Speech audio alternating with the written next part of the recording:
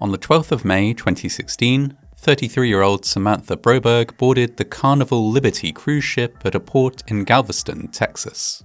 She and two friends were off for a 4-day cruise around the Caribbean, a girls' weekend during which they would enjoy the luxury facilities aboard the ship, as well as stops in Mexico, including the island paradise of Cozumel.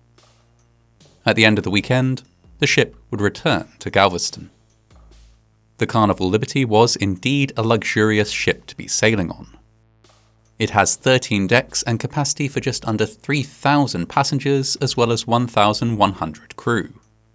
Facilities include multiple bars and restaurants, a large open-air pool with its own cinema screen, a water slide, a nightclub, and an extensive spa. Samantha and her two friends started their trip with drinks. Over the course of the first evening, they moved from bar to bar, chatting with other passengers, taking photographs, and enjoying a range of drinks. Samantha herself drank 7 vodka sodas and 2 beers, as well as some complimentary drinks given to the group at the discretion of bar staff, and drinks purchased for her by other passengers. Not long after midnight, Samantha's two companions decided to head back to the group's shared cabin to get some rest. It had been a long day, and they were tired. Samantha, however, wished to stay up just a little longer to explore and enjoy the ship. She said goodbye to her friends and accompanied another passenger who they had met that day up to the 10th deck of the Liberty. Samantha and the unnamed passenger stepped out onto the deck where sun loungers were lined up against the railing. It was dark and the ship was out at sea. There was likely a spectacular view of the night sky. Samantha stepped up onto a sun lounger, turned around, and sat on the railing. A moment later, she overbalanced and fell backwards, tumbling almost the full height of the ship into the ocean below. Her companion had also been drinking and may have witnessed her fall, or may simply have been puzzled by her sudden disappearance. He looked over the railing and saw only a steep drop into dark waters. He left the deck, told nobody, had one more drink, and then went to bed. Samantha, therefore, was not reported missing until her friends noted her absence the next morning. They quickly became concerned and reported her disappearance to cruise staff. A search of the ship was conducted with other passengers asked to return to their cabins to facilitate a complete headcount. Samantha was undoubtedly missing. Suspecting that she may have fallen overboard, staff checked external cameras and were able to identify footage of Samantha falling from the 10th deck.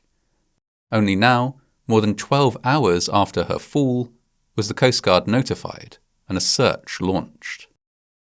It was too late. Despite an extensive operation covering 11,000 square kilometers, or 4,300 square miles of water, Samantha was not found. It was concluded that she had died at sea following her accidental fall. Her husband, now a widower, sued Carnival, alleging that the cruise line overserved his wife alcohol and could reasonably have anticipated that doing so would create an avoidable danger. After a lengthy legal process, the cruise line was not found to be responsible, as Samantha had not appeared visibly intoxicated, and as such there was no way servers could have known to stop serving her. Samantha was a mother of 4, remembered fondly for her bubbly personality and infectious positivity. Her death had been the result of a momentary lapse of judgment, one mistake made in the wrong time and wrong place. On the 24th of May 2023, 18-year-old Cameron Robbins embarked the Blackbeard's Revenge cruise ship for an evening trip around the Bahamas. He had arrived in Nassau, the capital of the Bahamas, earlier that day on a trip planned to celebrate his graduation from high school. Blackbeard's Revenge was a very unusual ship. It offered daytime and evening cruises with a pirate theme. The ship, though of relatively modern construction, is themed to resemble a historic Spanish galleon. Guests on any of its outings can enjoy spectacular coastal views, a party atmosphere, games and activities which include throwing bait from the deck of the ship to feed sharks in the water below. A few hours into the cruise, Cameron had enjoyed several drinks, and the atmosphere on the boat was upbeat, despite slightly chilly weather. At one point, Cameron's friends dared him to dive into the water. Cameron was an accomplished athlete. At school, he had been considered a basketball star, and he was generally fit, capable, and a strong swimmer. He didn't hesitate to take up the dare, although several other passengers tried to dissuade him, even attempting to physically hold him back as he prepared to dive. Despite this, Cameron jumped into the water as other passengers filmed on their phones. He began to swim immediately. A life preserver was thrown to him, but he appeared to swim away from it, disappearing into the dark after just a few moments. The Coast Guard was informed, and a huge search took place over the next 2 days, scouring the area in which Cameron had disappeared. He was not found. The Commodore of the Royal Bahamas Defence Force noted that the area in which the ship had been sailing was known for its population of sharks. Online, many people pored over the footage and speculated that a shadow seen in the water near Cameron was, in fact, a shark, and that the presence of sharks in the water might account for his swift disappearance. Shark experts disputed this, observing that it would be unusual for sharks to attack a human in the water in these conditions. Ultimately, it is believed that Cameron passed away shortly after diving into the water, although his exact fate remains unknown. He is remembered as a promising athlete, one who might have had a career in baseball had he gone on to college. He was intense, driven, and unafraid of risk. A beloved son who never came home from a trip intended to celebrate his high school graduation. On the 23rd of November 2022, 28-year-old James Michael Grimes boarded the Carnival Valor in New Orleans, along with 17 members of his family, for a Thanksgiving at sea. He started the trip with drinks at a bar on the ship with several others from his family. His evening was a pleasant one, which included winning a free drink by prevailing in an air guitar competition. Late that night, James left his family and began to make his own way back to his cabin. He has no recollection of what happened next, but awoke to find himself floating in the ocean. He had somehow fallen from the ship, which was now nowhere to be seen. James had always had a fear of drowning. He resolved to not stop swimming until he was found, and he did exactly that. Dawn broke and he drifted through one swarm of jellyfish and then another, being stung multiple times by each. At one point, he spotted a fin cutting through the water.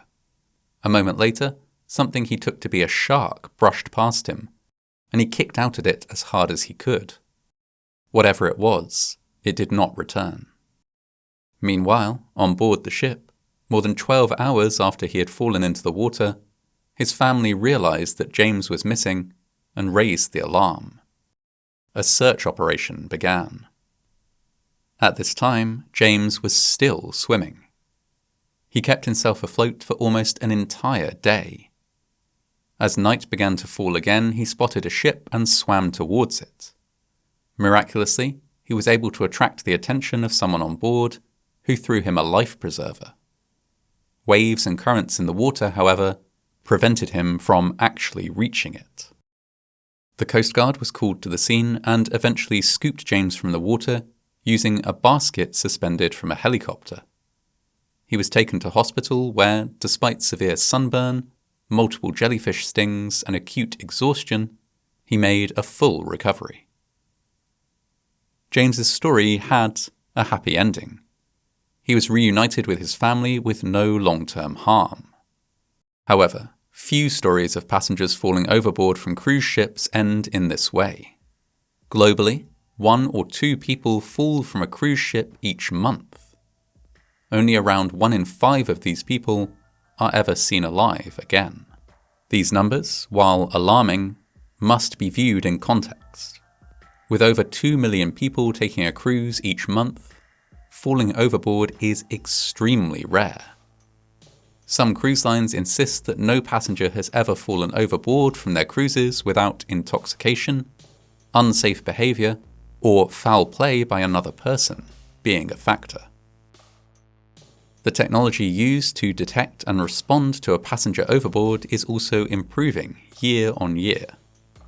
Some cruise ships are now equipped with thermal imaging cameras that can automatically detect when something with the approximate size and heat signature of a person falls from the ship, and alert staff within seconds. While this technology is still being tested and calibrated, it may one day make the chances of surviving a fall overboard significantly greater.